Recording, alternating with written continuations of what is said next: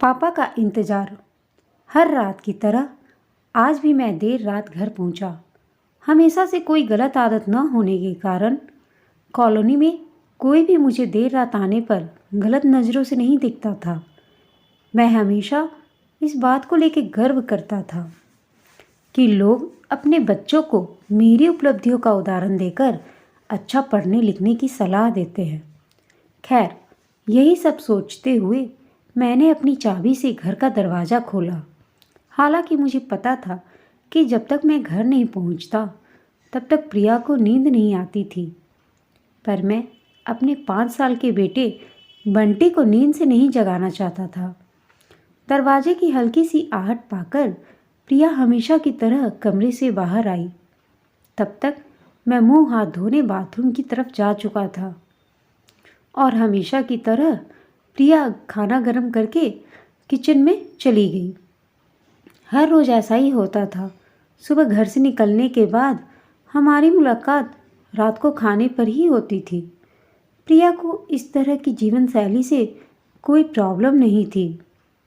एक high class society में अपनी साख बनाने के लिए हर किसी को इस हद तक की मेहनत करनी ही पड़ती थी। बंटी सो गया?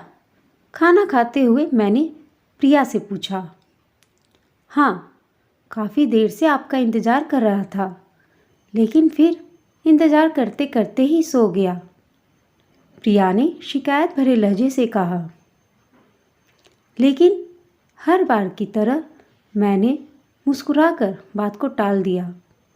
रात को देर से सोने के कारण हर रोज़ मैं सुबह देर से ही उठता था, लेकिन जब तक मैं उठता तब तक बंटी स्कूल चला जाता था।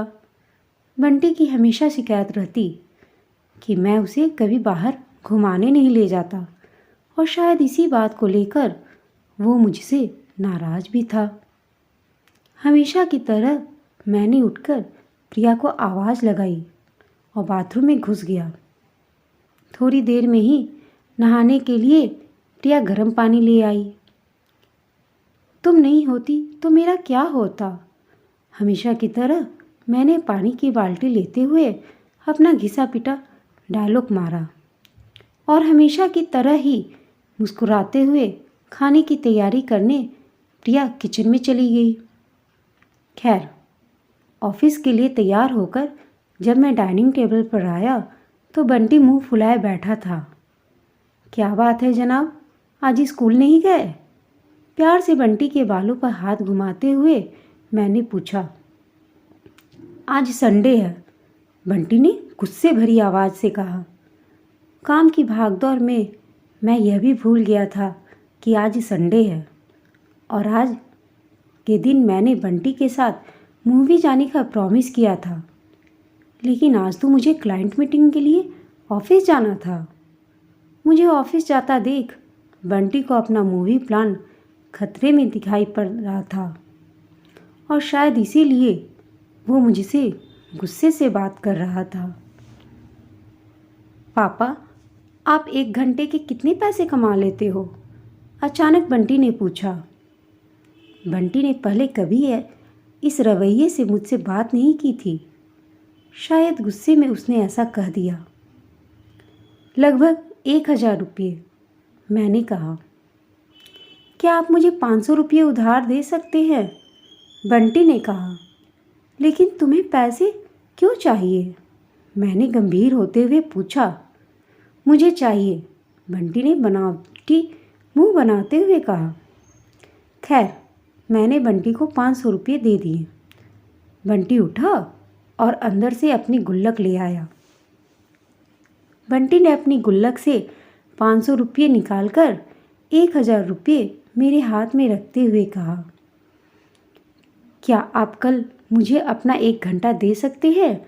मुझे आपके साथ बैठकर खाना खाना है। बहुत बिगाड़ कर रखा है तुम्हारी मम्मी ने तुम्हें। बंटी की इस हरकत पर मैंने गुस्से से बंटी को एक थप्पड़ लगाते हुए कहा। आज ऑफिस जाते हुए मेरे मन में बस यही सब चल रहा था कि इस भाग दौड़ भरी जिंदगी में क्या सब कुछ खरीदा जा सकता है? हालांकि मैं भी तो बंटी को यही सिखा रहा था। कहानी का तर्क यही है कि परिवार के लिए पैसा कमाने की चाह में हम परिवार को समय देना ही भूल जाते हैं। जिंदगी में सबके बीच में तालमेल बिठाकर चलना ही समझदारी है। दोस्तों, आपको यह कहानी पसंद आए तो इसे लाइक, शेयर एंड चैनल को सब्सक्राइब अवश्य कर दीजिएगा। धन्यवाद।